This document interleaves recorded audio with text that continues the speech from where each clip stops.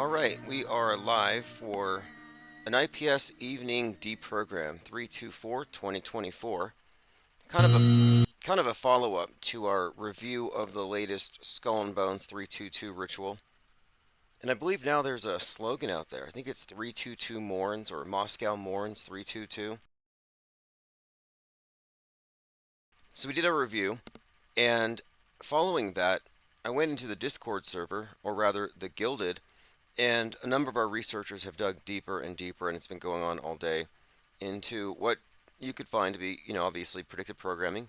I believe Les Luthor had been focusing on Tenet by Christopher Nolan, on Christopher Nolan's movie Tenet for some time, and that movie has a scene which is essentially what we saw happen on 322.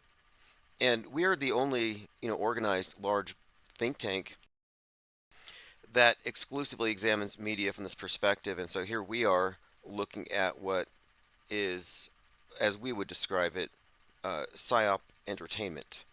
We're not giving the media the benefit of the doubt that this might be real. Let's double check. No, it's fake until proven real with good reason. There's no reason at all to give a benefit of the doubt to proven pathological liars. I mean, you can if you want. You can say, well, maybe they're only lying half the time.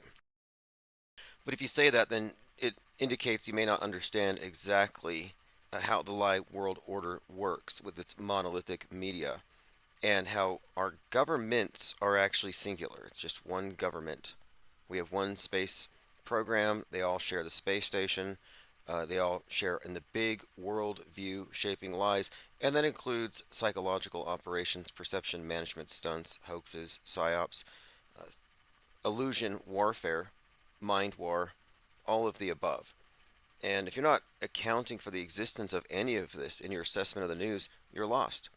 We're not on the same sheet. And you don't have the intellectual nor moral high ground either. I get these people on X debating with me, and we're talking about, let's say, the ISS, and I'm mentioning how certain things fall inconveniently, like the cosmonaut who drops a screw in the bathroom and it clinks on the floor, and he responds with a lengthy explanation about microgravity and how I just don't get physics. And I'm like, um, it's a movie. It's a movie set. You can buy their special effects. You can be a media literalist if you want.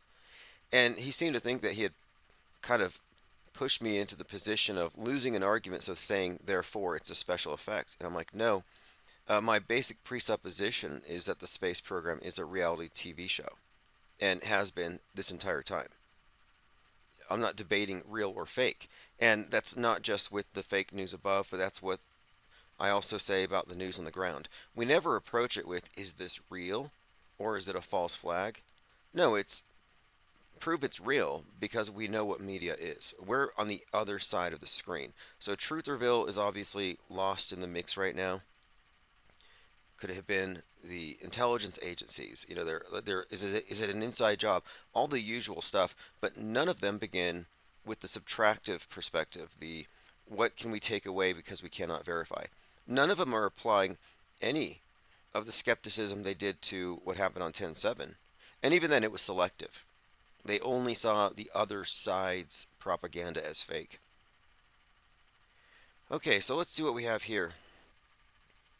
Quite a lot of new stuff having to do with this event happening in our Gilded, and I'll go through a lot of this. In fact, we were looking into the song. What was the music that was playing? Because there was a band that was about to play, and it turns out they're called Picnic, and they had a song called Afraid of Nothing. And I thought that's kind of interesting, because isn't that how this thing works? Everybody becomes afraid of nothing. Like literally, they're being terrified by illusions, by the Wizards of Oz behind the screen. And this event is no different. But the band was about to perform this song, Afraid of Nothing. And I thought, this might actually be relevant because we just had the shooting at the concert in Israel, Gaza, the whole rave scene where they were killed. And then we had the shooting at the Vegas event, and Vegas was referenced all over the Crocus Theater, big Vegas signs for some reason. Well, the Vegas event had Jason Aldean, And I think the song with Jason Aldean, and I have the name of it here. I'll see if I can find that. I know with the Eagles of Death Metal, it was Kiss the Devil. But we were looking into the various songs that were playing at these events and do they have any kind of meaning or significance. We were also looking at a lot of the atrocity propaganda. Like when you see lines of body bags, just body bags lined up, like I haven't specifically dealt with mass casualty events when I worked as a decedent transporter, but I have moved a lot of bodies around. And in the larger morgues, where sometimes they were full, it was often like shuffling them around, and it was kind of an arduous task. But you're dealing with dead weight, just basically a couple 100 pounds in a bag, dragging it around. But one of the things you don't do at crime scenes or at death scenes is you don't just throw it into the bag and drag it to the corner. They're left there for the purposes of investigation, cause of death, crime scene. So I'm looking at this theater thing and I'm like, isn't this a crime scene? I know it's a terror attack, but don't you need to convict individuals? Don't you need to find out who was killed by what? What are they doing? Just throwing them all in bags and hauling them over there. Not to mention, one of the bags did sit up, which kind of stood out to me. But my point is, for investigation purposes, the bodies would need to be looked at. The coroner would sign off on it, seal it, sign it, then the transporter would move it. And even then, they would just take them to the morgue. They wouldn't line them up along the wall, especially when you're dealing with trauma, because those bags will leak. So I'm suggesting that this is, if anything, pure theater. Bodies are hard to move around. And there's more that goes into it than just that, but I'm just saying, looking at the face of it. And the Vegas stuff, yeah, very interesting. Connections going on there. We'll continue to go through Gilded and other findings, but I started off with the song. Again, it was called Afraid of Nothing. See, I'm fearless, but they are afraid. They're afraid of what they think is something, but it's actually nothing. Big difference. All right, let's move on. I'm going to go through your comments and see who has piled up in here. Who has shown up at the raft? I know it's a late Sunday night. Frank Moore, P. Trippa, Plain Decoded, Diana South. Elephant Tusk says, have you ever seen the movie Transcendence? Is that the one with Johnny Depp? I'll have to watch it. I have not. Dominic Spiato is here. Says, one thing is certain about me. I am very brave. Gotta be. Well, what are you brave about? I mean, I'm not afraid of nukes. I can't wait for Seattle to get it so we can talk about how fake it is. But I'm not brave. I just know it's fake. Plain Decoded says, what was playing at Ariana Grande? Yeah, Ariana, that's probably relevant. And I've come across a few things about her name that might be interesting to go into. And also, there's something else about her. She was in Don't Look Up. And Don't Look Up is another one of these stories about the West, the Titanic sinking. A lot of interesting material there. But yeah, she was involved with that. Was it Manchester bombing? Is that where it was? Ariana Grande. And she's done music for NASA. And which means basically she's part of the PSYOP entertainment complex. Okay, 22 people killed in a suicide attack after the concert. Britain's Manchester Arena. But my point of it is, let's look into the music playing at the time. Does anyone here care to guess how old Jason Aldean was at the time of the shooting in Vegas? Not to mention the connections between the Illuminati playing cards, his tattoo. Pete Trippa says, thank you, Tim, for a great convo with Armoon. Yeah, that was on Prognosis. We're going to do another one. Maybe on Tarot, maybe on something else as well. I really want to get into a conversation about this notion of the labyrinth and what that means. And we've talked about this. In fact, before we did the podcast, I talked to him on Discord specifically about the symbol of the labyrinth and the Minotaur and these strange synchronicities I was having. And I was like, you know what, let's just do a podcast and we'll get some feedback. And if people like where we're going with it, we'll just continue. Mom with Sons, Lean Dion. Project Honda Rod says, I just finished Netflix 3 Body Problem. Okay, I was going to check that one out, and that one's starring Josh. Is it Josh Hadley? Now, he was the guy from Game of Thrones, but he was also in Moonfall. And Moonfall is a ridiculous movie, but directed by Roland Emmerich, who also did Independence Day. Yeah, oh, John, excuse me, yeah, John Bradley.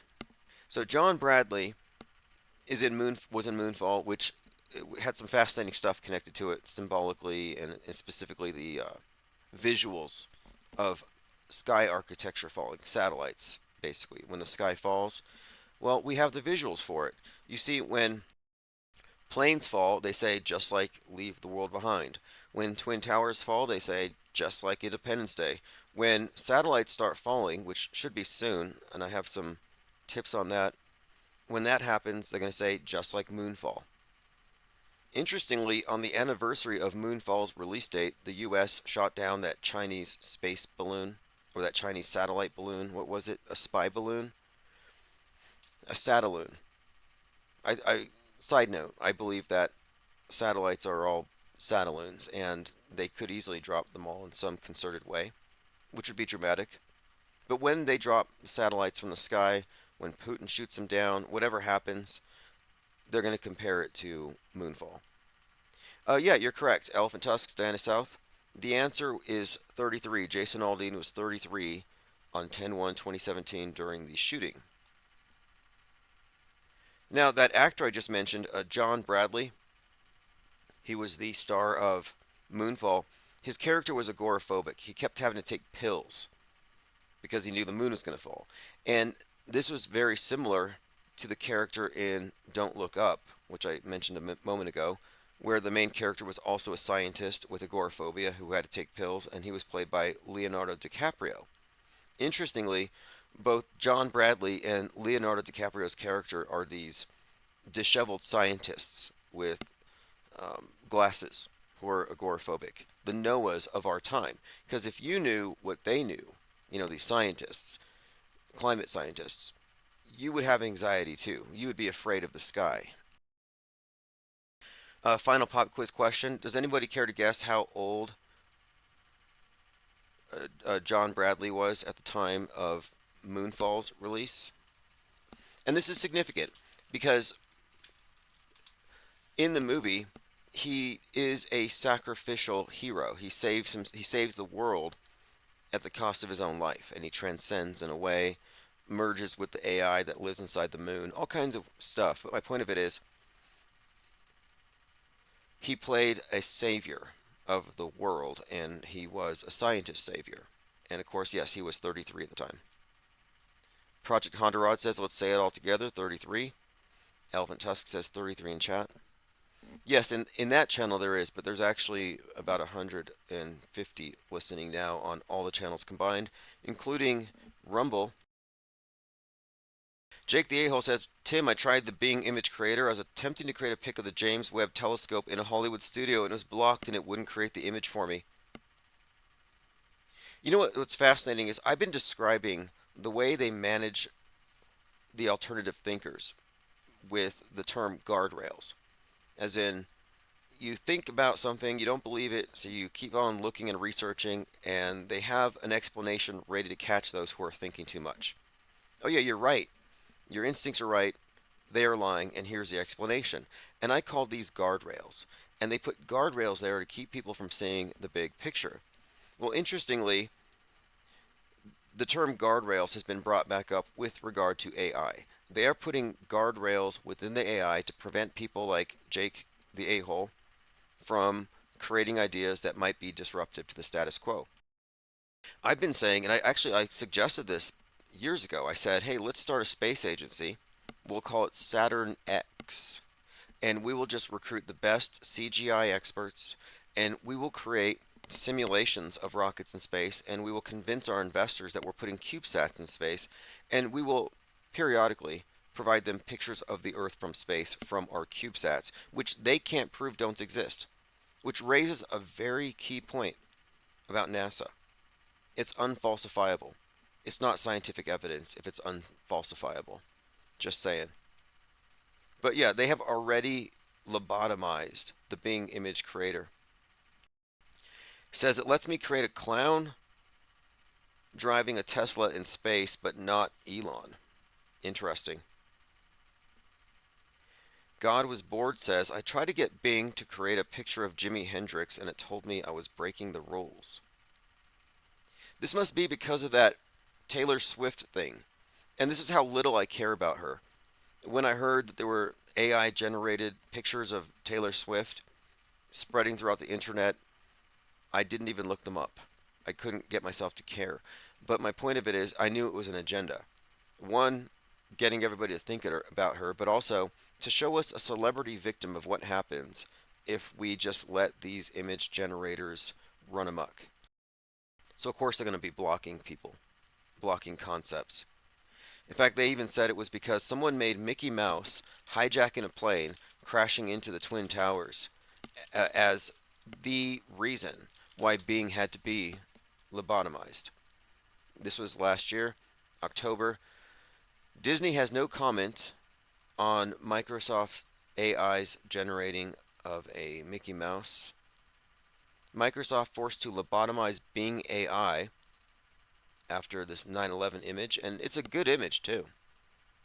In fact, I've seen a few variants of it, but this is my favorite one here. It's Mickey in the pilot seat with a gun heading towards the towers. Now, this is because somebody thought of it and imagined it, and now everybody has to lose the right to use it to its fullest capacity. At the time, I liken this to, imagine you're in school again, you're a child or something, and one of the students draws something violent with the crayons. Well, sorry, no more crayons, no more art class.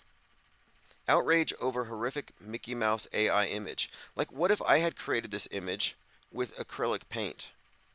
Are they going to ban acrylic paint? They're trying to put guardrails on the human imagination by limiting what people who would otherwise be able to manifest their imaginings.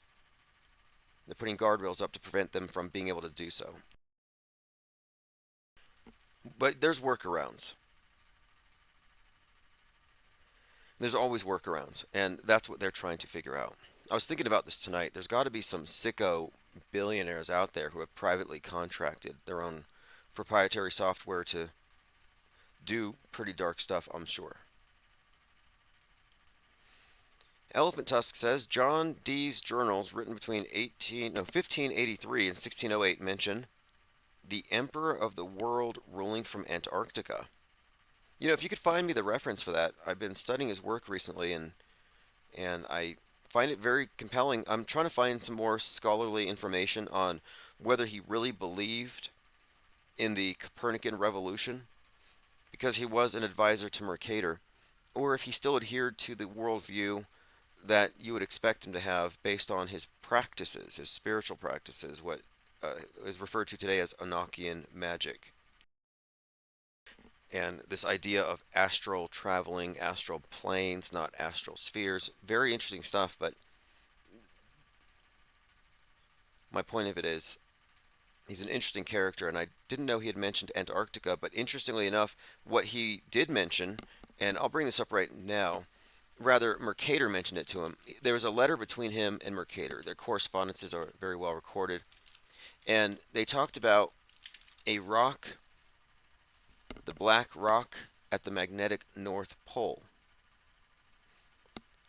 John Dee is more than historical footnote. He coined the phrase British Empire, so he's worth paying attention to. He's mentioned in this letter here. It says here there's a island described by Gerardus Mercator and his successors. He described this in a letter to John Dee, 1577. In the midst of the four countries is a whirlpool into which empty four indrawing seas. It is 4 degrees wide on every side of the pole, 8 degrees altogether. Right under the pole lies a bare rock in the midst of the sea. Its circumference is 33 French miles, and it's all magnetic stone. So here's Mercator sending a letter to John Dee about a magnetic rock 33 miles in circumference in the center of the world. All right, let's move on. Kind of a side note, but we talked about this before, and the idea that BlackRock, the 33 connected to it, this is very consistent symbolism with everything else that we've seen, which is why I find all of this so interesting. And just to be clear too, it describes these four basically countries, these four bodies of land around this rock. And John Dee's magical paradigm, his world concept, believed that we're on this plane divided into four, and what he called the four watchtowers or four elements. But basically, he described the world as a plane, not as a discrete object floating or moving. And moreover, he described it as having some kind of layers, like ascension. In other words, a cube. So, do we live in a big cube, some type of realm?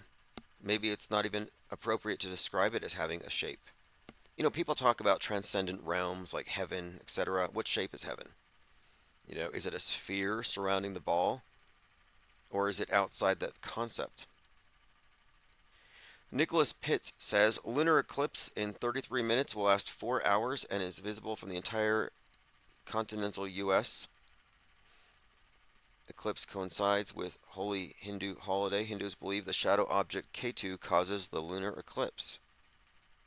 That must be where Eric Dubay got it from. I've heard of this. I never really cared for the explanations that there's some kind of random or new object that we've never heard of that is invisible, blocking it. It just seems like a convenient thing to just throw in there. Okay, we have an image from Jake Gibson. Okay, this is pretty good. It's a clown car in space. Rather, it's a clown in a car in space. The Tesla Roadster. They kind of Mandela affected us on this whole thing. What happened is this. The Tesla Roadster was on its way to Mars. And I specifically recall talking about this. In fact, I believe there's a line in Pope Elon, did you send your car to Mars? And then the environmentalists started saying that if there's any life on Mars, the Earth bacteria is going to kill it. And once the environmentalists started talking about polluting Mars, suddenly its trajectory changed, and they kind of erased that from history. So I recall specifically that it was going to Mars. I didn't know it was just going in a big loop. And it's got David Bowie playing on an infinite loop. He is Starman in the driver's seat. And Starman is an anagram for Mr. Satan. Of course, David Bowie, lightning bolt on his face. Didn't he play the character of Nikola Tesla? Which is interesting too, because it's a Tesla Roadster. But the man who fell to earth, the lightning bolt on the face, Mr. Satan, there's a lot of interesting connotations built into that ritual. Sending the car to space was not just a PR stunt, it was actually a ritual. Starman, Mr. Satan is the savior. Talked about in the David Bowie album 5 Years. No, it's called, is that the one? Yeah, Rolling Stones put this article out about how David Bowie had a prophecy in a song called 5 Years that they suggested was about this savior, which they call Starman, but they believe that this was a prophecy about this man who would come to save the world. And interestingly enough, at least according to these conspiracy theories, the Starman prophesied is yay. Yep, Kanye West and David Bowie, music's most WTF conspiracy theory explained. Is Kanye West really the Starman that Bowie prophesied in 1972? So I didn't make this up. This theory's already there, but the character Starman is the one in the car going around the world, and that's why we brought this up. He also had Don't Panic on the dashboard, a connection to Hitchhiker's Guide to the Galaxy, which is the source for the 42 thing he has, the number 42, or one of the sources. Elon Musk's obsession with the number 42 is actually a reference to Saturn, Satan. It's not a reference to Hitchhiker's Guide to the Galaxy alone, although that is part of it. And if you haven't seen the movie or read the book, this supercomputer Another common theme with Elon Musk, a higher intelligence is asked, what is the meaning to life? And it basically mentions or says 42. Make of that what you will. All right, let's continue here. We have quite a few updates from this event, and let's see, here we go. There's the Simunition question. Now, I pointed this out from the very beginning that the weapons that were being used at the Crocus Theater all looked like they were shooting out sparks. It all looked like flamethrowers, and a lot of people noticed this and pointed it out. And one of our think tankers was on Twitter challenging a lot of these Second Amendment types. If you know anything about guns, what's your answer to this? And it's a fascinating phenomenon where you can be an expert in a field, but then when you're looking at a source on TV, you don't look at it as critically, and what you might notice as a professional, you don't seem to notice. For example, when I was a video editor, and I was actually doing that on the side for gigs, different jobs I would do, but all basically Final Cut Pro. I was well aware of green screen, special effects. I was into animation, and at the same time, I could watch the ISS on my roommate's big screen TV, and it didn't click that it was fake. I mean, how does that work? But similarly, there are people who should know better. They should know, oh, that's Simunition. People who've done drills, people who've used Simunition, and yet they see these events on TV, and it's just like it's above suspicion. Elephant Tusk says Antichrist disclosure in the year 2024 from the 2001 movie Jeepers Creepers. Okay, I kind of looked into that. I've seen the movie Jeepers Creepers, and it's about this monster like the Mothman type thing, and it comes back every 23 years. But throughout the movie, there are a lot of fascinating, what you would consider to be, I guess, symbolic connections between this character and, weirdly enough, Jesus Christ. JC. Jeepers Creepers is even a way of saying Jesus Christ. So the movie Jeepers Creepers, the monster, the killer, is in some weird way representing Jesus. He's even crucified in a few scenes. But the point of it is, 23 years after that movie would be this year. And not only is he conflated with Jesus Christ, but more like in an antichrist kind of way. It's a very antichrist year. Trump assassination is big right now. Cannibalism is so hot right now. You got barbecue in Haiti. You got satanic cannibal Russians, 33-year-old ones, running around, or at least one. But then you have the forced auto-cannibalism of one of the ISIS attackers. And then you have this individual in LA who opportunistically grabbed a leg after it was severed by a train that ran over the person, and he was caught on camera eating that leg. Any other instances of cannibalism? Yep, Osher mentions red heifer next month. Yeah, there's something going on right now as well, some kind of a prophecy about a red cow being sacrificed. The sacrifice of the red heifer is about to happen. There's been an altar built for it. Here's the prophecy. Apparently some red cow is going to show up as a symbol of the spiritual perfection required for Christ to atone the sins of man.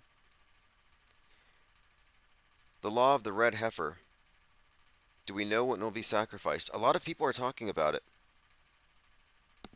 On Saturday, this next Saturday actually, on the 30th, there's going to be some kind of red heifer sacrifice. We shall see. Is there going to be a red cow that's going to meet all the requirements of this Bible prophecy?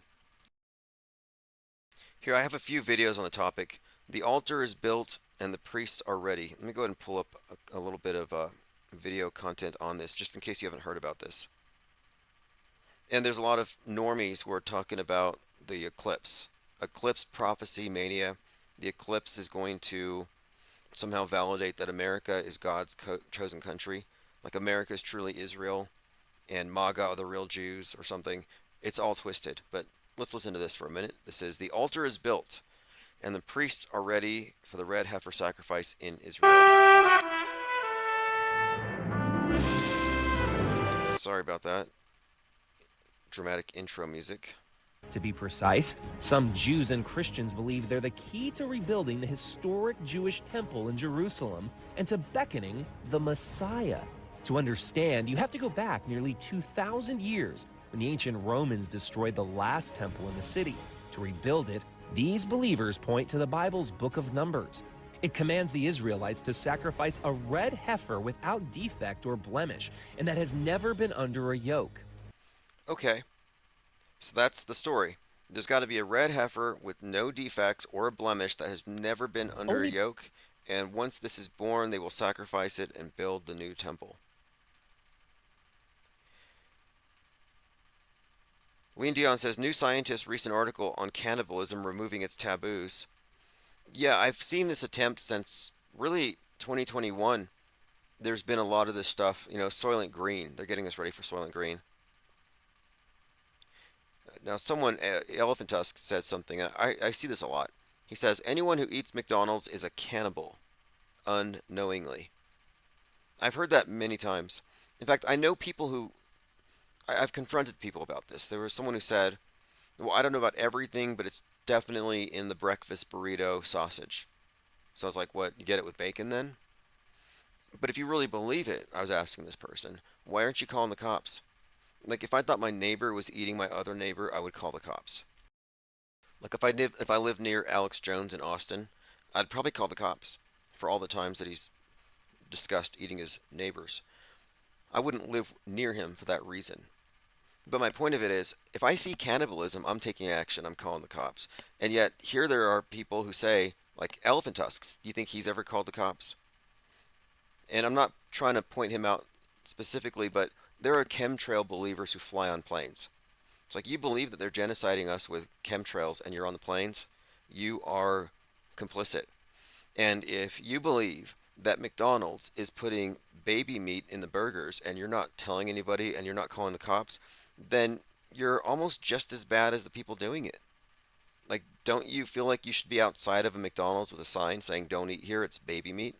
Why aren't you doing anything to stop this? It's an atrocity.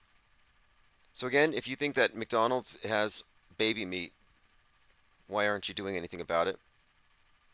Ears Up says McDonald's is a cancer menu. Elephant Tusk says, what would the cops do about it? Well, if you report a crime, they'll investigate at a very minimum. So just to be clear here, if you're being serious here, you believe that the people at McDonald's are unwittingly serving human meat, and you're not even willing to start an investigation. You're like the lone witness in the world, and you're not going to stop it. What does that say about you? Like, what is God going to say? Like, why didn't you do anything to stop this? I feel the same way about the QAnoners. It's just like, it's easy to point out these things that you say are evil, but if you really believed it, you'd be taking more action. You wouldn't be waiting for somebody else on the internet to do it. Do I have to do it? Do I have to call the police right now? Report on McDonald's? I might have to, because I have a conscience, and I feel really bad about all those babies being served up as Big Macs. Alright, moving on here. We did point this out already. There were connections to Vegas on the Crocus building. It even says it in big letters. And these events are all taking place in the same fictional universe, so it's typical for them to reference one another. The shooters plagiarize each other's manifestos all the time. And by the way, these shooters have all been caught. One of them had an eyeball pop out. We'll get into that. One of them had his ear chopped off. And the guy who had his ear chopped off had his nose broken. I looked at it closely, and to be honest to me, it does not look real. It looks like a prosthetic. So here's the image. Russian troops hack off Moscow suspect's ear and feed it to him. Well, I'm looking in his eyes, and in some of the videos, I see clear eyes. I see duper's delight nearly. Like, there's almost like a grin about it, but these aren't the eyes of someone who just ate his own ear. Like, I can imagine if I ate something that I didn't want to eat, even just some kind of, like, I don't know, some kind of seafood or something. Um, I wouldn't look happy about it. And this guy doesn't even look the least bit perturbed. And again, he has just supposedly been force fed his own ear after it was chopped off. No tears. He's not even bloodshot. I have a close up of his eyes, and I want you to look closely. I want you to ask yourself, are these the eyes of someone who's just forced to eat one of his own body parts? These are the eyes of Stockholm Syndrome. He looks like he's in love with his captor. And that's theatrical blood. I don't believe it. And if you took the time to wrap someone's head in cheesecloth because of their injury, I'm pretty sure you would be washing the rest of the face down to look for additional injuries. Maybe he needs a stitch under his nose or something. You wouldn't have the rest of the blood on here. So this is theater, in my opinion. But again, those eyes are not indicative of somebody who witnessed any kind of a trauma. Nope. He looks contented. He looks like he just ate at McDonald's. All right, let's move on here. Jake the A-hole says that's something the truther wannabes would say. It's like saying Hillary Clinton drinks baby blood or he went to Epstein Island. Yeah, I'm calling out truthers on their inaction because they're always trying to wake people up, but they're not doing anything. Not at all. And they always give me the laziest excuses. It's like, okay, you spent 20 years complaining about this and you've done nothing. I would take chemtrail believers way more seriously if 20 of them would organize a class action lawsuit and sue Delta Airlines. What do you have to lose?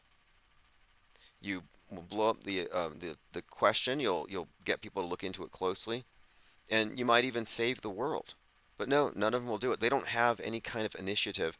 And I'm a non-believer, and if I was a believer, I would do it. So if you are a believer and you're not doing it, you should feel really bad. Thank you, Osher. Osher has gifted 5 memberships to the Blue Ranch Lodge, going to AJ206, Tony Driscoll, Thirst for Truth, Travis Cloud, Upside Down Guy. You are all now the latest inductees of the Blue Ranch Lodge. Ice Grill says those are the eyes of a lover. Yeah, that's what I thought. In fact, someone had said that the way his head is wrapped, it's kind of heart-shaped, and the red blood, it's a little. Yeah, I see that. But I'm suggesting here, this is Duper's Delight, and those eyes are the eyes of an actor. Just keep your mouth shut, play along. And I didn't really get anything different from the others as well. The other performers in this thing. One of them's eyeballs popped out. I don't know if you saw that. We'll get to it. Didn't really explain how. As far as the symbolism of the ear being chopped off, it does have something with the Bible. Simon Peter chopped off somebody's ear to save Jesus before the crucifixion, and we're getting very close to Holy Week. Isn't today Palm Sunday or something? I'm not quite sure.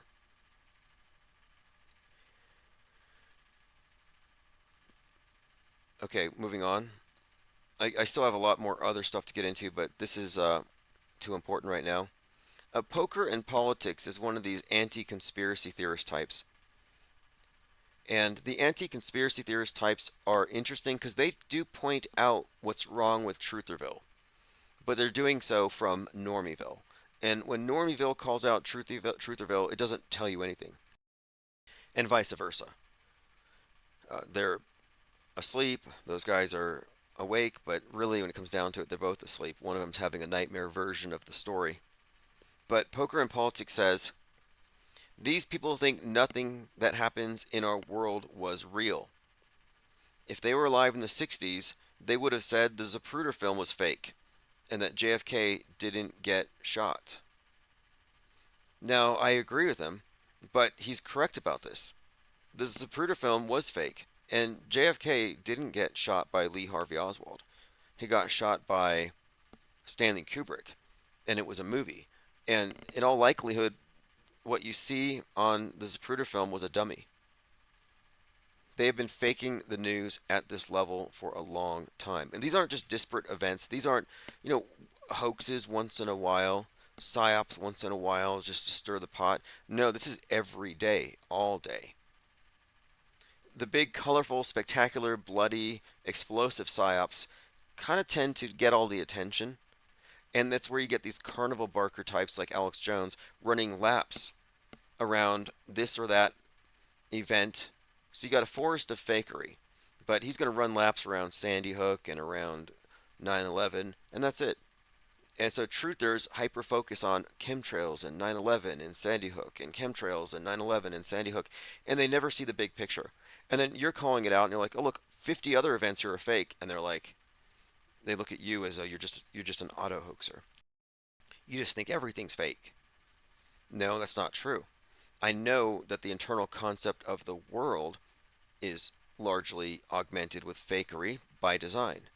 There's a difference between calling everything fake and being very discerning and nuanced about it.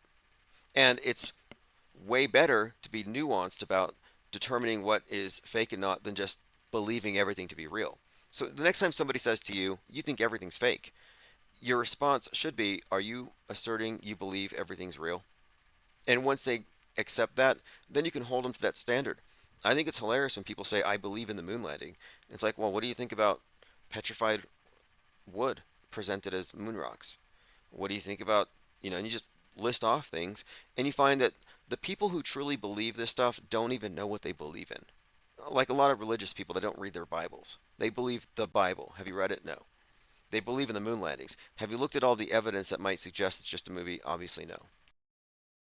They don't know what they believe, so it's ironic that the non believers know more about what the believers believe. And this is true not just for those of us non believers, but for the manufacturers of these deceptions.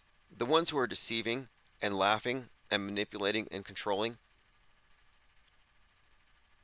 they have a pretty clear idea of what is real and what is fake. They're not reality compromised. And this real versus fake thing is really the defining philosophical crisis of our time. It's like illiteracy. People cannot tell what's real and fake. YouTube's like, please check here if this is AI generated or if it simulates a real event or it might trick somebody. What do you mean? I have to label things as real because people can't tell? Exactly. It's the desert of the designated real. You're going to have some kind of a certificate on it so people can know. And the problem is it's consistently exacerbated by the MSM's own feeble attempts at tricking us or passing off things as real. This Kate Middleton fiasco. Kate Middleton shows back up, and it's like, by all indications, they just generated a new video from some old photo of her. Same sweater she wore like 7 years ago. But nobody believes she's alive now. And conspiracy theorists are being lambasted for it, but like, why should they be? We've lost all faith and trust in media. Is that a bad thing? And I say no, it's not a bad thing. I don't care if people aren't fully aware of how fake it all is, but I think this skepticism is healthy. I think even though it's not fully skeptical, they don't have the big picture, but at the same time, it might be an intentional act of sabotage so that the public says, we can't tell real from fake. Can you help us, government? Can we somehow regulate the flow of information from independent creators? Can we remove their input onto the world stage? Because we have mind aids and we believe everything and we catch every mind virus because we have no mental immune system. They're going to get the people to demand it. They're going to demand a mind vax and a mind mask and an internet lockdown because of the fact that they've been rendered incapable of discerning for themselves real or fake. And you don't have to be a video editing expert. You don't have to break down every image and zoom in and look for pixels to know it's fake. It's really not about being media savvy at the level of a video editor and a content creator and knowing how special effects work, but it's the philosophical difference. Do you accept the screen as an argument from authority or do you reject it? Are you socially distanced from the black monolith, the black mirror? And if you're not, you can't tell real from fake because you're in an alternate reality game where you're just going to treat it all as real until proven fake. As though the liars are going to say one day, by the way, this was fake. And one more point, because we've been having these lengthy discussions lately about predictive programming, because the consensus in truth reveals that predictive programming is magic, that even though we know they fake the news and they run psyops, All this predictive programming is just too coincidental, and there's so much of it. Man couldn't do this. It's got to be AI and aliens and demiurges. Now, I've scrapped that line of thinking. You can't be bowled over by voluminous coincidences and just think, therefore, a higher power. And I cited Arthur C. Clarke's third rule, the whole thing about any sufficiently developed technology is indistinguishable from magic. Doesn't mean it is magic, but it means that from your level of understanding, it appears to be magic. So it may appear to be magic when you look at these eerie coincidences after eerie coincidences and these alignments that suggest a higher power is doing the news. But no, the fact of it is, they are writing the news at least 5 or 10 years in advance, in detail, longer in broad strokes, and they are acting out the news on the world stage with all these pre planned events. They have world class, world stage actors performing these roles in order to write history, control time in that manner. He who controls the past controls the future, that whole thing about Orwell and the Ministry of Truth and the nature of time control. They control our perceptions through media, and media is eventually history. Every fake news event that we've ever disputed is going to be in the history book as the way it was presented. Elon Musk posted a meme with Eddie Murphy pointing at his temple, and it says, X is where media hoaxes go to die. Another example of Elon Musk acting like an auto hoaxer. He said people who still believe in legacy media are living in an alternate universe.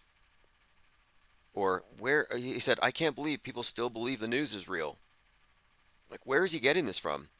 Now, here's Elon Musk saying X is where media hoaxes go to die. Now, of course, he's not going to talk about space fakery. So this is kind of a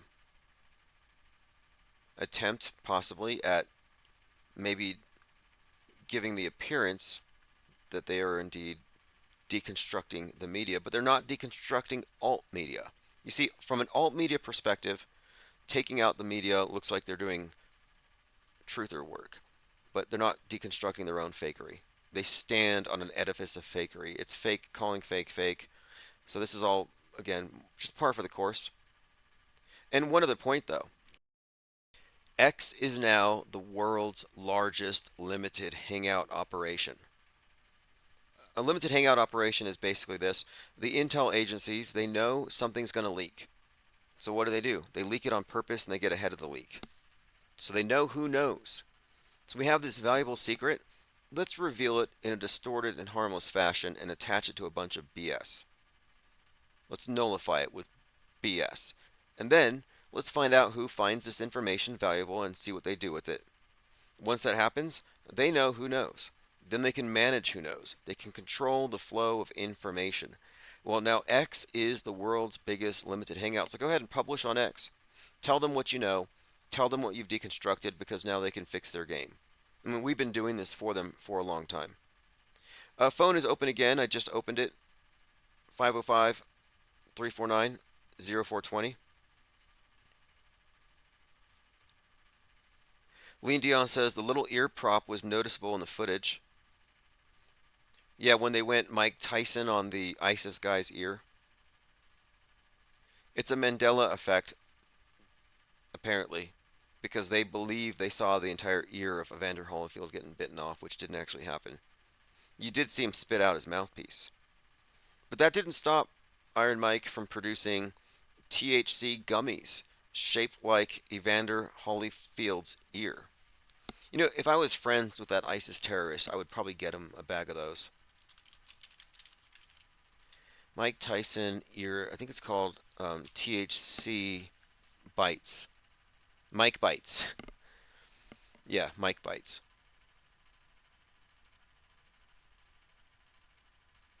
Here we go. If you look at the screen, it does actually have a little chunk bit out of the top of the ear. But these are Mike bites. Tyson's ear-shaped edibles. Yeah, again, I opened up the phones. We're here for another 15 minutes if you want to get your call in. We'll have a lot more time tomorrow for sure. It's just a Sunday evening, and we didn't get to everything yet. I guess it was a chunk of the ear, but regardless, a lot of people, quote, remember um, seeing this chunk of the ear from Tyson's mouth, and I don't think we saw that. I don't even know if it got bitten off. Like, you have to look at the footage closely. But you have this urban myth version of it. All right, so we kind of got off track a little bit. We talked about the big rock in the middle of the world and about the secret rulers of the world living in Antarctica, according to John D. I got to find that. Okay, I got a comment on my Skull and Bones 322 ritual review. Says, the Trip Advisor. Oh, this is good. So, Lori, aka Radical Doubter, sent me this. And we've seen this before with other events, by the way. We got to do this as a standard practice. Whenever there's a shooting at a concert or a bar, look for the Yelp reviews, see if the thing's even open. TripAdvisor has no reviews of Crocus City Hall after 2017. Google Earth historic views show empty parking lots all the way back to 2016, even when cars are at the mall. That place was closed down, so 100% hoax. Already knew this, but just piling up some receipts. So that is a valuable piece of information. That is a valuable piece of information right there. No reviews, empty, film set. And they did do a drill there previously. And of course, the tenant. So it was a movie set. You can follow up on that. Again, appreciate the comment from Lori, aka Radical Doubter. Again, we are on a number of other platforms, Rumble, but BitChute, and BitChute auto imports. So even though I often delete our videos because we cross certain lines and I re-upload them into the archives, they do get imported onto BitChute, so it's a good backup. Got sent something by Mr. Trustworthy. Occult Pepsi Logo. Let me see what it is here.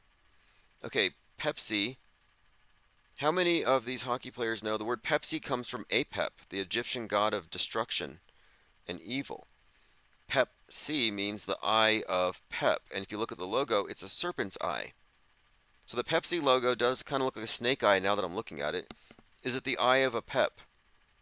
He says, do you know what's going on? Did you know the ancient Egyptians were practicing Satanists whose rites included cannibalism? Now, they couldn't have been Satanists because Satan wasn't invented yet. This would be like a proto-Satan, but I see his point. Again, appreciate that, Mr. Trustworthy, who said, the Coke alternative had a slogan, be less white, so it's either drink Satan or drink white genocide. Yeah, not much of a choice there. I'll just opt out.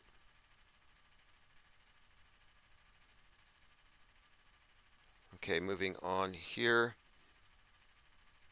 More signs that say Vegas. Copaesthetic posted this. Notice the signs in the back. Crocus Music Vegas. Max Effect, you can correlate it with Vegas visual effects. Yeah, this is all part of it. This is PSYOP cinematography.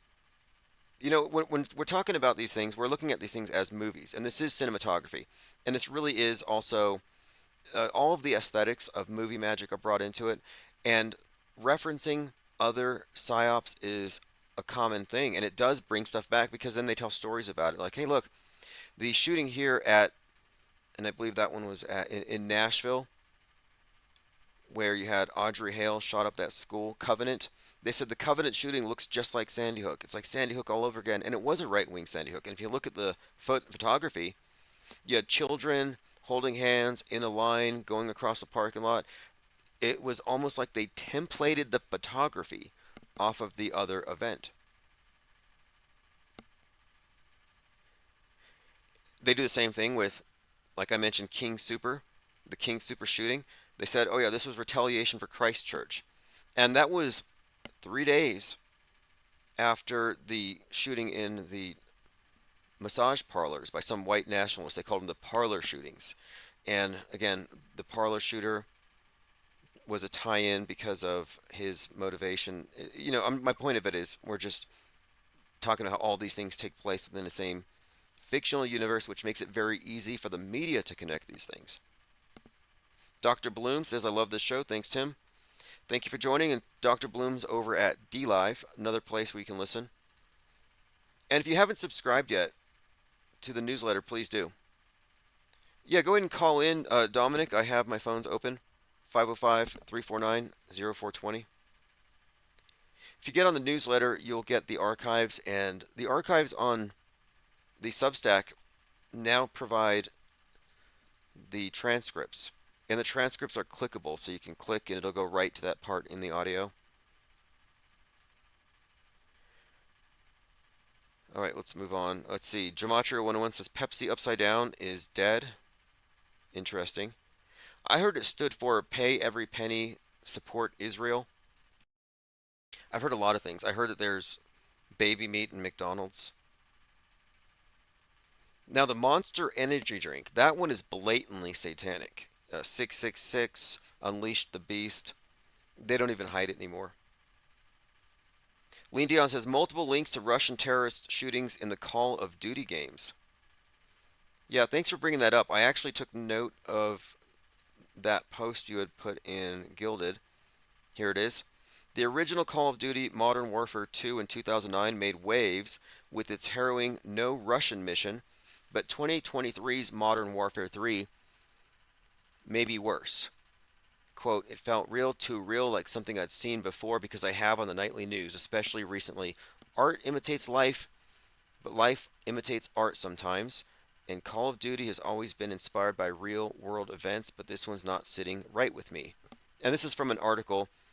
Modern Warfare 3's campaign version of No Russian is too real. And this is by design because this is predictive programming. Again, predictive programming isn't some supernatural phenomenon of coincidence and synchronicity. It is propaganda messaging. And it's not just in movies, it's in video games. They released Modern Warfare 3 the eve of the attack in Israel last year. Why do you think they did that? To get everybody plugged in. Suggestible. It goes on to say, I shudder to think about the scenes I just witnessed as I needed to take a break midway through the campaign and process the terror I saw. There may be more later on, but I need to step away for a while and decompress. So this guy's playing a video game and needs to decompress because it's too close to reality. Not for the faint of heart. He's basically taking fear pills. He's terrorizing himself in doses by playing this game. He's falling for it. And this is how people are with the mainstream news. They are terrorized. They are emotionally influenced. They are triggered by all of it. I'm not. One of the benefits of stepping away from it and becoming a little more objective and becoming skeptical is you're not being pressured, or you have no pressure or really incentive to believe it to be real at the time it's reported. The majority of mainstream news consumers are merely downloading the news into their heads like it's an info dump. And my perspective is, no, let them dump the information out and let's sort through it before we accept any of it. But again, original Call of Duty, Modern Warfare, and Modern Warfare 3, both of these are being discussed here in the context of they're so realistic, it's disturbing, and you have to take a break. It's horrifying. In fact, it goes on, there was something at the end of it. It said something about, yeah, all I ask is you listen to the content warnings that pop up at the beginning. Many Call of Duty gamers know what they're getting into, but this one will hit harder. One more point. Following 10.7, many people, and even throughout 2022, people are sharing clips of atrocities, of tanks killing people, of drones dropping bombs on people, of planes fighting in the air, only to find out that these are clips from various video games. People are consistently conflating video games with the real thing. And again, I'm just speaking to the fact that people have become visually illiterate. And it's all by design, because it's problem, reaction, solution. Problem, we can't tell real from fake. Solution, governmental control over free speech. So Mr. Guns and Gear has been confronted by Fepe OG, And he says here, hey, this is what a real AK with real ammo looks and sounds like, you dupe, since you don't know what Simunition is. And he says, what?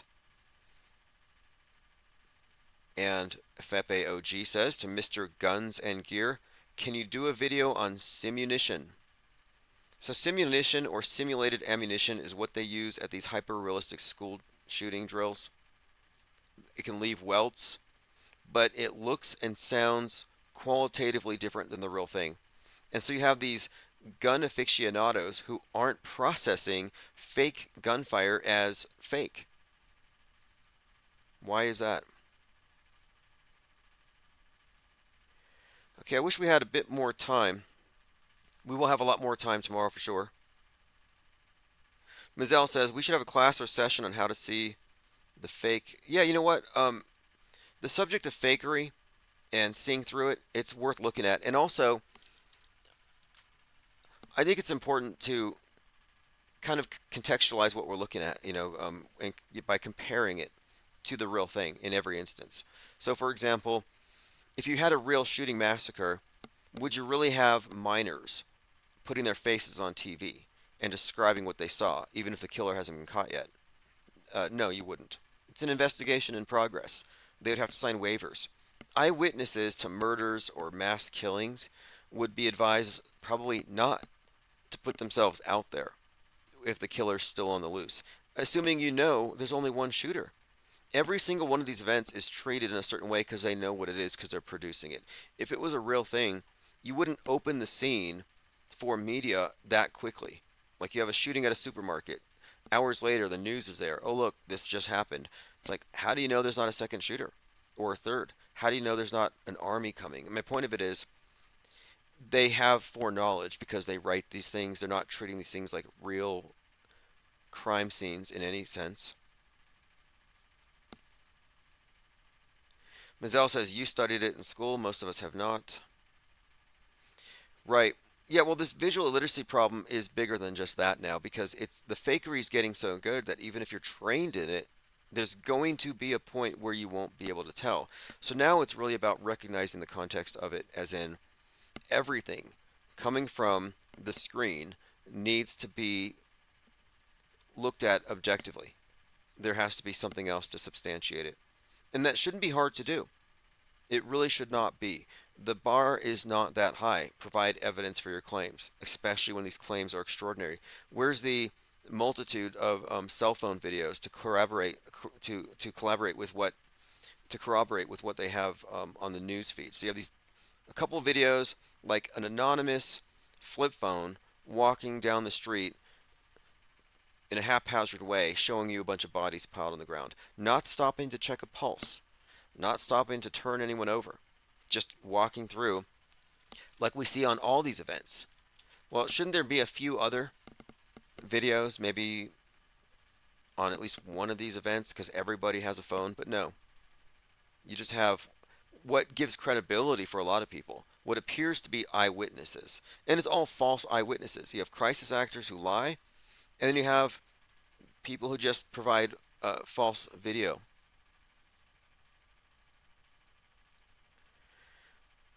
Okay, let me see if we can get through the rest of the notes. We didn't get through everything yet. Illusion Warfare posted this. The purpose of the illusion op is to manifest a real response. This is what it was like growing up in London with phony alleged IRA bombings. High alert, they suspect anything is a bomb. The underground station gets evacuated and the bomb squad turns up. Theater over nothing. One of the points that Les Luthor has consistently made is that they augment the news production with something on the street that involves the public in a way that makes it real. And I've been using the term hyperstition. I'm actually working on an article about hyperstition.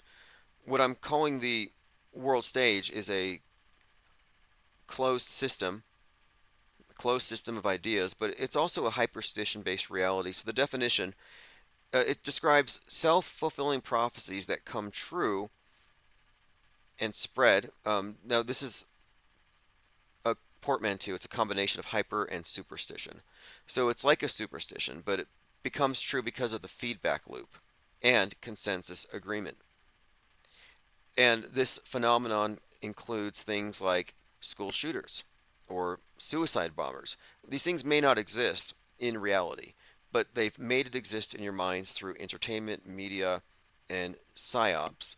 But then the psyops themselves may affect you in some personal way. Uh, for example, with climate change, you pay taxes. Well, now it's essentially real.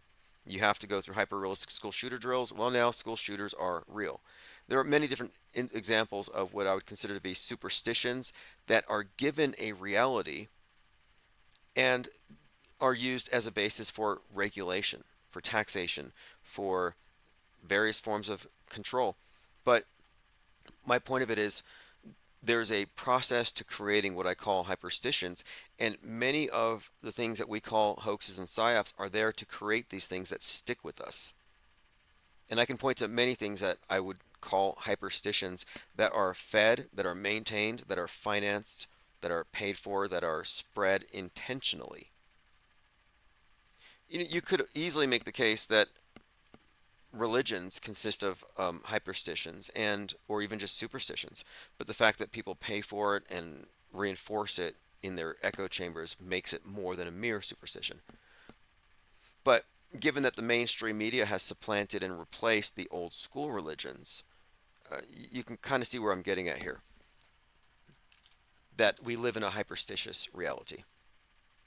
Okay, we'll be live much earlier tomorrow, and we're also going to be involved in the Discord server a lot more. I'm working on making that happen in the morning. So if you're not able to get calls in at night or any other time, you can contact us there. And also, I have a voicemail number which will be on the screen during the 24/7 live chat replays. So if you want to leave voicemails for on-air play, you can do that as well. A Newful says, who's going to be the Antichrist, Trump or Putin? Trump, based on 60 years of predictive programming. Trump has been typecast, he's been created, merged with a number of other characters like so many of these world stagers, but he's certainly got the Antichrist attached to him. They used his penthouse for Devil's Advocate. Jake the A-hole says, Bing's AI image creator is pretty crazy. It gives people like create some wicked tattoos without me even asking for it. Oh yes, I've been using it to create a lot of the artwork for the channel. See on the screen you have the tank. And if you look, the tank's actually busting through a black monolith portal. Because that's where we are. We're on the other side of the screen. And that's going to become increasingly evident as this grows, and it is. And we are going to metastasize this think tank, this raft, into something unignorable. And when it does get to a certain size, a critical raft, critical mass, I think you'll see what difference it makes to be separated from all of the gatekeepers, all of the agenda-driven propagandists, all of the useful idiot propaganda mules. If you subscribe to the newsletter, you'll also be getting a lot of these. This was created in Bing. If you want to know how I created this one, I believe I asked for a cyborg Terminator penguin with IPS etched on its body armor, carrying a blue wrench and riding a Segway through a post-apocalyptic Los Angeles. And you can see here it rendered that pretty faithfully. Anyway, thanks for joining. We'll have a lot more time tomorrow. Appreciate all the comments, and I will take into consideration what Mazel said about a session on analyzing fake video as such. That actually sounds like a very valuable exercise, and I've been trying to come up with a list of ideas for videos I can create for YouTube friendly videos that I can keep up on the channel. And so I'll put that into my list of things because it is useful. And I do have experience with moving corpses and editing video, and these are both things that are useful in looking at the world stage bred in circuses every day as we do. So thanks for joining. We'll be back likely same time tomorrow, if not earlier, and hopefully we'll be able to take some calls. This is Allergic to Bullshit, Lean Dion, Fepe Akbar. I'm going to turn this back on over to the 24/7, so if you want to jump on one of the other channels other than the main YouTube channel, you can stay in the chat, and I'm sure some people will still be lurking. With your deception, keep it real, that's a profession. Like the whole world is pretending, found the truth around the penguin. Get a gang on with a blessing, all the other gang are stressing. RPSC on a nesting, only real one's gonna get this. Fake ones only accept this, they can miss the message. Timbuktu got bodies, yeah, find them in our wreckage. Auto host and message, squad are represented. Killing you with knowledge, yeah, the uppers getting steady. Oh yeah.